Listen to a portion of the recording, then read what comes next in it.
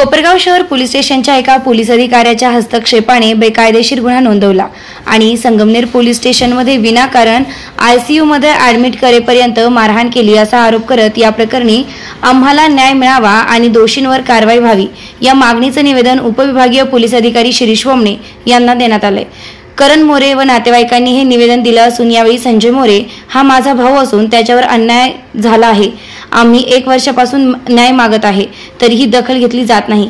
यामुळे सहकुटुंब कोपरगाव तहसीलदार कार्यालयासमोर आमरण उपोषणाला बसणार असल्याचा इशारा करण सुदाम मोरे यांनी दिलाय। या प्रकरणी मारहाण केल्याचं CCTV फुटेज मोरे कुटुंबाने उपलब्ध केले असून योग्य तो न्याय मिळावा अशी अपेक्षा उपविभागीय पोलीस अधिकारी शिरीष वमणे यांच्याकडे निवेदनाद्वारे केली आहे। सर, आजपासून 1 वर्षापूर्वी माझा लहान भाऊ संजय मोरे याला 7-8 जणांनी विनाकारण बेदम मारहाण केलेली होती। खूप भयानक मारहाण केलेली होती। तो ICU मध्ये ऍडमिट होता आणि तो मेला पण असता। इतकी डेंजर मारहाण केलेली आणि कोणतंही कारण नसताना फक्त एका संशयाच्या कारणावरून मारलेलं आहे त्याला।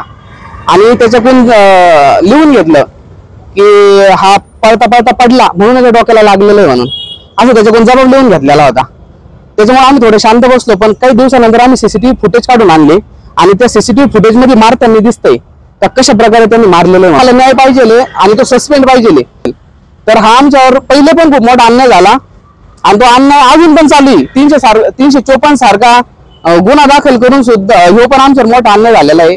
तर आमची अपेक्षा एवढीच आहे की आम्हाला न्याय मिळावा आणि त्या पोलिसांवर 307 ॲट्रॉसिटीचा गुन्हा दाखल करावा, त्यांची चौकशी व्हावा का हा खाकी वर्दीतला राक्षस असा का करतोय, काय विनाकारण लोकांच्या आयुष्याचं वाटोळं करतोय।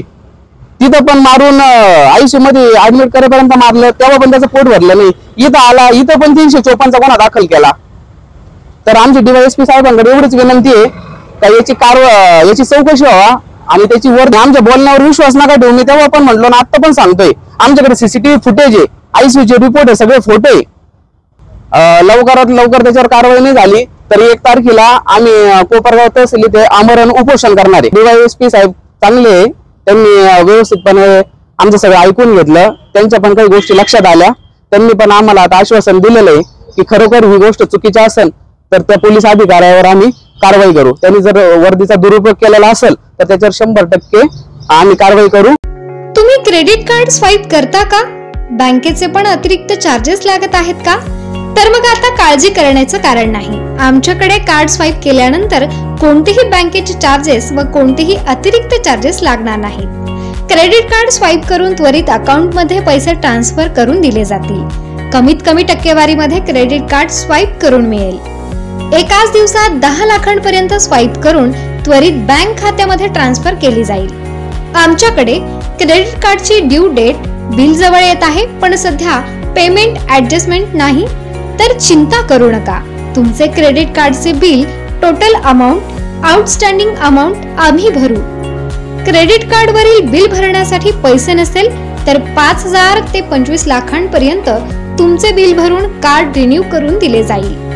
तसेच 100% सुरक्षित सिबिल स्कोअर 7 ते 45 दिवसांमध्ये वाढवून व दुरुस्त करून दिले जातील। साईबाबांच्या पावनभूमीमध्ये तुमच्या सेवेत रोहित बाबासाहेब दातीर। तेव्हा आजच संपर्क करा।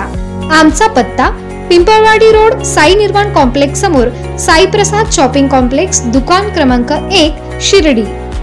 मोबाईल क्रमांक 9960 68 85 85।